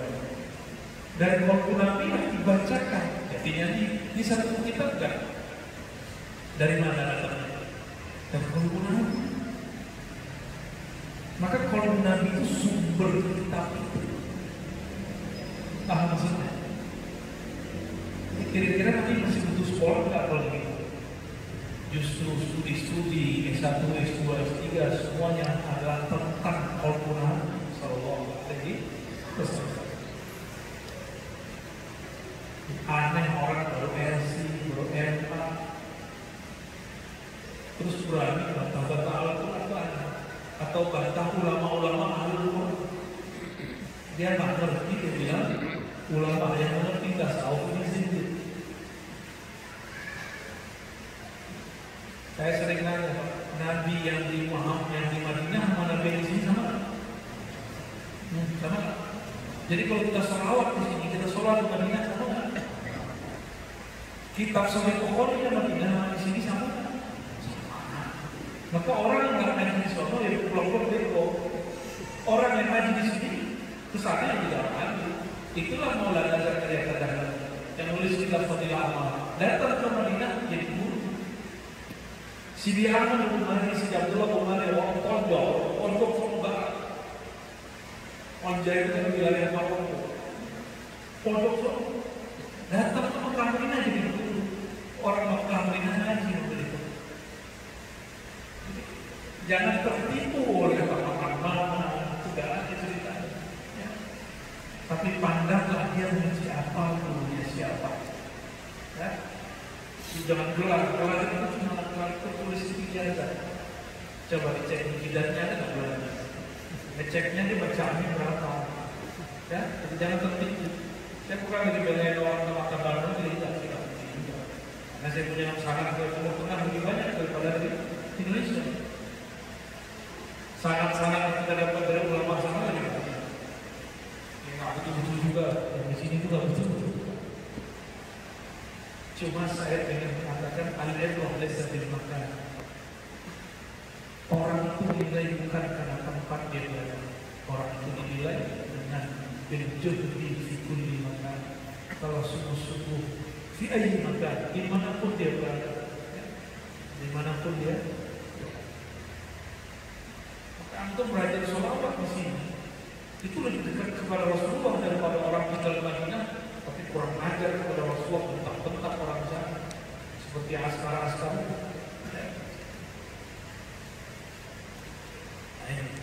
Dari kita itulah Alkitab yang ada di kolom Rasul.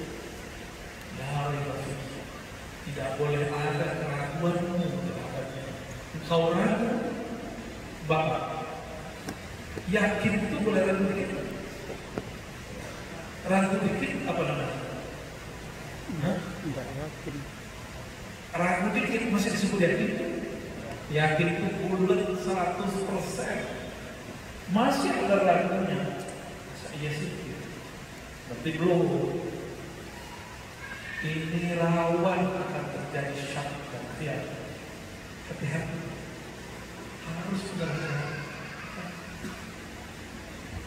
Hudan lil muttaqin. Hudan. Apa arti hudan? Petunjuk. Oke. Petunjuk dalam bahasa hudan beda dengan dalil. Dalil kepada akal, petunjuk artinya hudan ke dalam kolbu. Balik ke kolbu lagi. Mana dalilnya? Surat At-Taghabun, buka surat At-Taghabun ayat 10 dan 11. Wa may yu'min billah yahdi qalbah. Ayat berapa itu? Siapa yang iman percaya kepada Allah, yakin kepada Allah, qalbunya langsung yahdi, Allah kasih hidayah. Mereka inilah yang disebut kaum mahdiyin, orang yang di-guided oleh Allah. Maka Rasulullah katakan, taraktu fikum, bukan itu, alaikum bisunnati wa sunnati khulafa'ir rasyidin al-mahdiyyin. Kalau aku meninggal terjadi khilaf, perselisihan di antara kalian, ikuti aku dan sunnah para sahabatku. Sahabat satu atau banyak? Maka orang yang mengatakan salaf cuma satu model, itu pendustaan terhadap salafus saleh. Ya. Itu dosa besar itu. Salah satu dosa besar akan menghilangkan cahaya dari wajah orang, akan membuat emosi, akan membuat kebencian kepada orang yang berbeda. Ya. Terus apa kata tadi? Hendaklah kalian ikut sunnah sahabat-sahabatku, khalifah-khalifahku, pengganti-penggantiku yang mahdiyin, yang rasyid, yang dapat petunjuk, cerdas, mahdiyin, diberi hidayah qalbunya. Bukan yang bergelar banyak, bukan yang hafal banyak, hafal di sini. Kecuali hafalannya sudah tembus ke dalam qalbu. Saya punya sahabat imam masjid juga, Pak.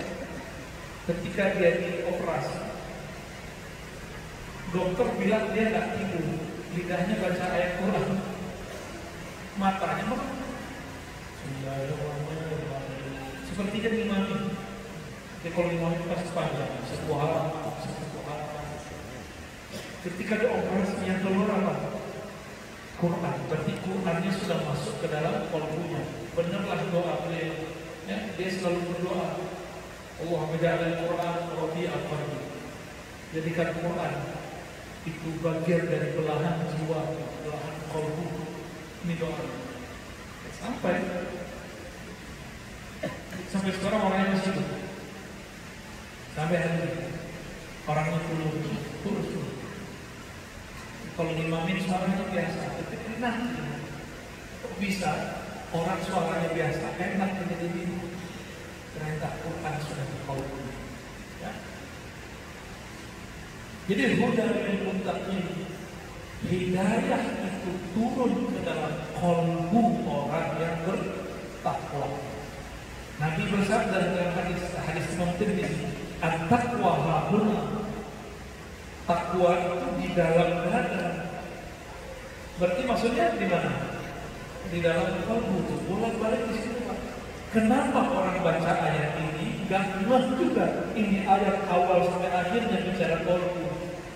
Ini alam kolbu semua. Tidak ragu di kolbu, di hati, ragu di hati, dapat hidayah di hati semua. Maka gak ada urusan tuh dapat hidayah sarungan. Banyak misalkan kalau di Madura, teman saya cerita, orang Madura cerita, kami sarungan nyambung ayam itu biasa, pakai kopiah lagi. Ini teman saya Ustaz dari Madura cerita, di tempat saya itu nyambung ayam ya. Kalau nggak pakai kopiah, takutnya sial, malah. Jadi sendiri cerita tentang orang kamu, lucu lah. Berarti tradisi dia yang sudah masuk harta kepada penyambung ayam, keren, bagus. Kalau di tempat saya dulu perang padri itu ada padri sufi, ada padri wahabi. Padri sufi tuan mursyid tarekat Syafariyah Naqsyabandiyah, dan dia bermazhab Syafi'i, berakidah Asy'ariyah dan Maturidiyah. Beliau ini dakwahnya pelan. Kalau ada orang yang mau ayam, dia panggil, dia undang makannya sini. Saya mau kasih kalian duit biar menang besok. Benar kok dikasih cuma bismillah. Kalau di Jawa Kalimantan, di Padang itu sudah Islam, tapi masih main ayam. Dikasih apa? Bismillah.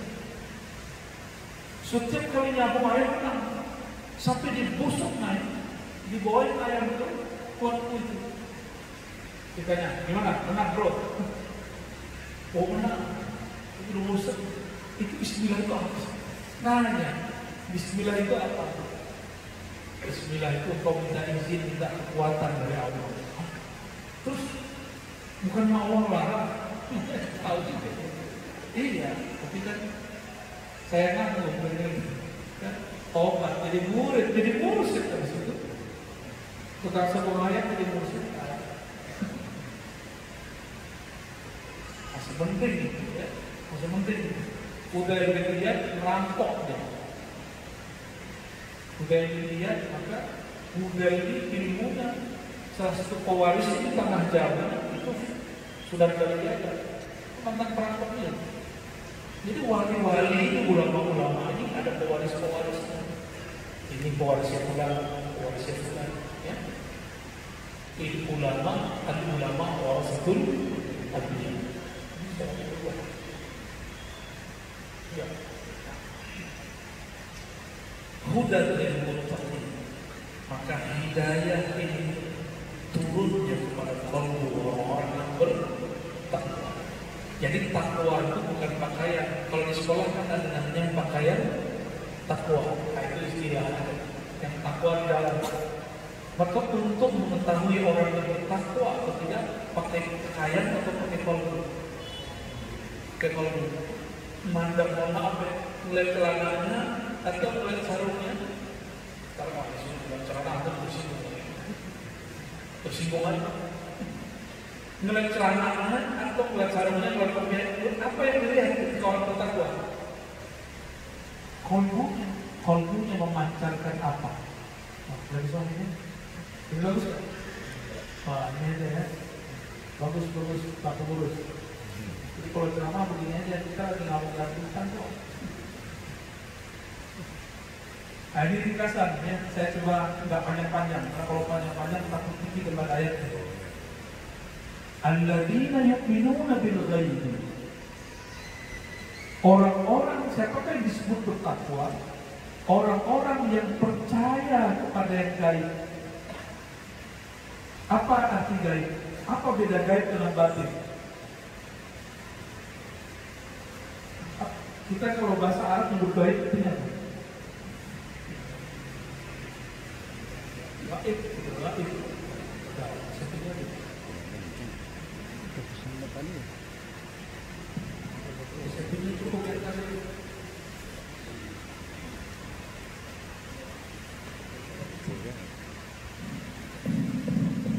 Tes. Kedengaran sampai ke belakang. Bagus. Pecah-pecah kan? Ya sudah ya. Tapi saya enak. Ya kan, benar-benar. Alladzina yu'minuna bil ghaib. Jadi kalau yang ini sebelum terang orang-orang yang percaya kepada yang gaib. Yang percaya tadi siapa? Paulus. Yang dipercayai gaib apa juga tidak tampak secara kasat mata. Tidak terasa dia hadir secara akliah. Dilihat pakai mata nggak kelihatan, didengerin nggak kedengeran, dideketin nggak bisa deket, itu namanya gaib. Jadi yang itu bahasa bebasnya. Ada bahasa tegasnya. Gaib itu adalah sesuatu yang tidak dapat diakses oleh panca indera. Sesuatu yang tidak dapat diakses oleh panca lima indera, mata, telinga, penciuman, meraba, lidah, gak bisa. Coba bisa lihat jin? Bisa lihat jin? Bisa lihat malaikat? Tapi mereka ada? Yakin? Ini beda. Lihat enggak? Melihat enggak terasa enggak? Emang ada yang rasa jin? Enggak. Maka disebut gaib. Apa bedanya dengan batin? Batin itu tidak tampak dengan panca indera, tapi terasa oleh orang. Itu batin. Lain dengan kebatinan, itu mistis. Ya. Kebatinan itu meninggalkan, menentang syariat. Orang kebatinan. Tapi kalau batinnya sudah diislamkan, dia pasti bersyariat. Aman. Baik. Alladzina yu'minuna bil ghaib. Orang-orang yang percaya kepada yang gaib. Yang gaib itu apa tadi? Yang tidak dapat diakses oleh panca indera. Wa yuqimuna shalah, dan mereka yuqimun. Ini sisi tasawuf. Dalam tasawuf tidak ada namanya melaksanakan sholat. Yang ada cuma yuqimun. Apa bedanya melaksanakan sholat dengan yuqimun shalah? Yuqimun itu berarti berusaha menyempurnakan sholat. Berusaha menyempurnakan sholat. Tapi bisa sempurna nggak? Enggak. Maka orang-orang yang bertakwa itu selalu minta ampun karena sholatnya merasa tidak sempurna. Kayak tadi itu kiranya macam-macam lagi sholat. Tapi antum berusaha apa? Namanya yuqimu. Maka iqamatus sholat berbeda dengan as-sholah itu sendiri. Ya. Jadi kalau kita ini mengatakan misalnya saya sholat, nah itu sebenarnya kurang bagus secara bahasa Arab. Bahasa Indonesia boleh. Saya sedang mengusahakan untuk menyempurnakan sholat. Bukan mendirikan juga, karena mendirikan apa yang didirikan? Mendirikan dalam bahasa Melayu benar, tapi dalam bahasa Indonesia sekarang disebut mendirikan sholat. Anak kecil juga bingung, apanya yang berdiri bang? Ya kan? Dalam bahasa Arab, dicoba dengan ini. Aqim wajibatan. Aqim wajibatan apa artinya? Dirikan kewajiban juga. Usahalah menunaikan kewajiban itu. Ya. Jadi aqim iqamah itu berarti apa? Berusaha menyempurnakan. Makanya di Quran yang sering saya bahas di banyak tempat, Allah mengatakan fawailul lil musallin, bukan fawailul lil muttaqin. Celaka bagi yang merasa sholat. Baru sholat pakai celana cingkrang dan merasa benar. Emang beda sholat pakai celana cingkrang sama nggak cingkrang. Rasanya coba rasain. Kan sholat yang diterima orang yang khusyuk, bukan masalah celananya. Kenapa celana cingkrang dan celana sarung boleh? Sarung yang melebihi mata kaki itu haram di zaman Rasulullah, karena itu simbol orang-orang belagu. Dulu itu sarung itu mahal, sehingga boro-boro ada kain pembatas akhwat-ikhwat. Dulu penting itu dibagi-bagi untuk orang yang susah. Gak ada dulu. Sekarang sarung 20.000, 30.000, 50.000 sudah ada. Maka orang yang sarung itu di bawah mata kaki bukan lagi berarti orang kaya ini. Sehingga ketika dia pakai sarung, dia nggak merasa belagu. Maka dibedakan kibriya dengan khuyala. Kibr sombong karena dari dalam, dengan sombong karena performa, penampilan. Itu dibedakan. Dibedakan. Sombong karena penampilan disebut khuyala. Sombong karena penampilan, sombong karena dari dalamnya sombong, namanya kibr atau kibriya. Orang ini disebut mutakabbir, orang-orang sombong. Dibedakan begitu kayanya bahasa Arab. Nanti kalau sombong karena harta, ada lagi namanya. Sombong karena untuk punya ini dan beda-beda istilahnya. Ya? Allah itu tidak mau memandang orang yang kalau sholat sombong. Apakah karena dalam kalbunya, apakah karena sarungnya, apakah karena jamnya bagus, apakah karena. Intinya adalah adakah merasa lebih dari orang lain. Contoh nih Pak, pakai sarung B di titik S. Kita sebut aja sih BHS. Punya banyak lagi biar laku aja. Di Pekalongan sekarang banyak tuh sarung bagus banget, cuma kurang populer. Saya suka tuh sarung-sarung Pekalongan. Kalau pakai sarung yang mereknya baru kan mereknya di depan. Pas rukuk ke BHS itu namanya khuyala. Jadi khuyala sekarang bukan cingkrang, nggak cingkrang. Mohon maaf jangan di sini. Awal-awal saya pakai BHS, awal-awal seorang bilang kok suatu bagus apaan kan biasa. Kasihan dia ngomong, oh ini suatu kita cek lagi ternyata mahal juga. Mulailah perasaan ada kawan pakai celana dalam hati mahal sarung gua kali dari sarung. Serius, wallahi saya pernah ngomong begitu lagi sholat. Itu namanya ya. Nah kita ampun kepada Allah.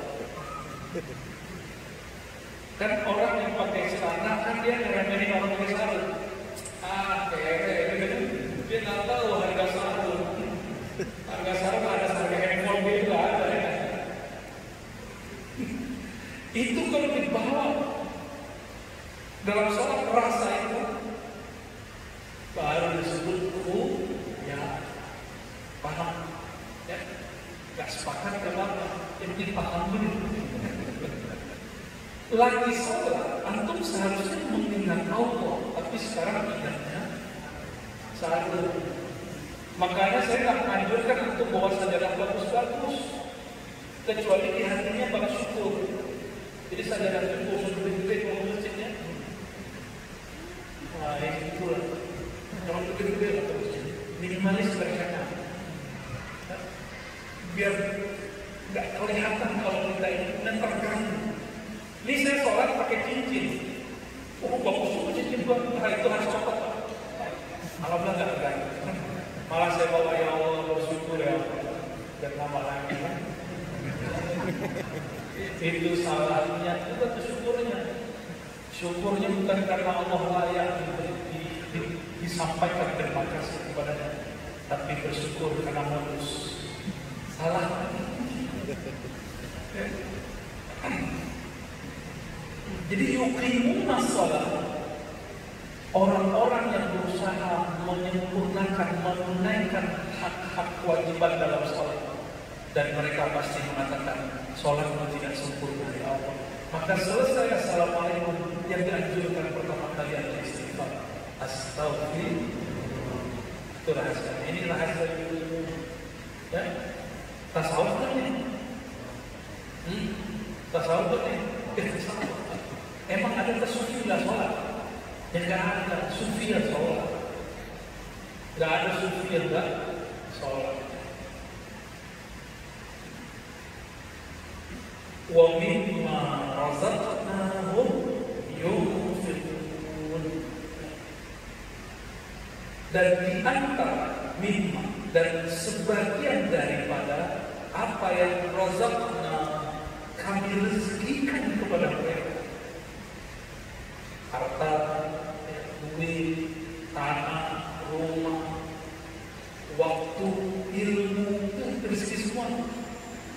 Hum yunfiqun, yang kami berikan kepada mereka, mereka nafkahkan. Infak dalam bahasa Arab artinya dibelanjakan, disalurkan, beda dengan sedekah. Jadi infak dalam bahasa Arab lebih umum daripada sedekah dan zakat. Infak itu membelanjakan, menyalurkan, dan dia tidak mesti materi, bisa jadi materi. Jadi jika saya ngajar, saya niatkan untuk berbagi ilmu, maka saya disebut menginfakkan ilmu. Masalahnya nanti Bapak kasih saya honor, itu urusan lain. Ya. Tapi ketika saya berniat, ya Allah, aku ingin menginfakkan ilmu yang kau beri, menyampaikannya, maka disebut yunfiqun. Apalagi Bapak punya harta. Saya mau tanya, lebih mahal ilmu atau harta? Maka jangan coba-coba ukur ustaz, guru, kiai dengan harta. Gak bisa, kecuali kiai-kiai dunia, ustaz-ustaz dunia, ulama-ulama suh. Silakan ukur di dalam dunia. Mereka kalau ngasih amalan, dimaharkan dunia, itu urusan dia. Ilmu ini bisa dibeli pakai dunia. Gak ada apapun di alam semesta ini bisa beli. Maka Nabi ukur apa kata beliau, sholatku 2 rakaat antara azan subuh dan iqamah itu lebih afdal dari sisinya, itu ibadah 2 rakaat. Dan Nabi mengatakan satu bab ilmu lebih afdal daripada 1000 rakaat yang tadi. Gitu. Jadi kalau mau kasih hadiah dulu, kasih hadiah, jangan merasa berjasa. Ya, apalagi cuma korban sedikit. Maka ciri-ciri antum hadiahnya diterima di sisi Allah, udah ngasih nggak merasa ngasih. Bantu orang miskin nggak merasa bantu, ngasih hadiah guru, ngasih hadiah teman tidak merasa memberi mereka. Mau bangun masjid tidak merasa dirinya berjelas untuk masjid. Sudah begitu belum? Kalau belum, PR kita masih banyak. Berarti razaqnahum yunfiqunnya belum benar. Ini coba lihat, razaqna, kami yang rezeki mereka. Orang kalau paham bab ini, dia tidak akan iri kepada orang lain. Kenapa? Yang memberi rezeki sama. Jadi ini kalau boleh diterjemahkan, di antara yang kami kirimkan rezeki untuk mereka, Allah kalau kirim lebih canggih daripada JNT. Apalagi namanya Diki, apalagi JNT, apalagi kirim surat, ditolak semua. Kalau lembaga-lembaga duniawi ini, perusahaan-perusahaan duniawi ini kirim dengan alamat yang jelas sampai, kita ini belum lahir, nama kita sudah ada, di mana kita tinggal semuanya sudah ada. Kira-kira kalau Allah kirim mungkin kasih kirim. Maka kalau orang paham ini, tidak mungkin ada rezeki di kantor, gak mungkin di komplek orang ini dengan tetangganya, karena rezeki gak akan sama masuk. Paham insya Allah, ya, tak mungkin ditukar ke rumah, ya. aku suka dia, ya kamu suka orang, tapi kan jodoh belum tentu. Subhanallah, sukailah, tapi jangan kemudian memaksakan mereka di sana.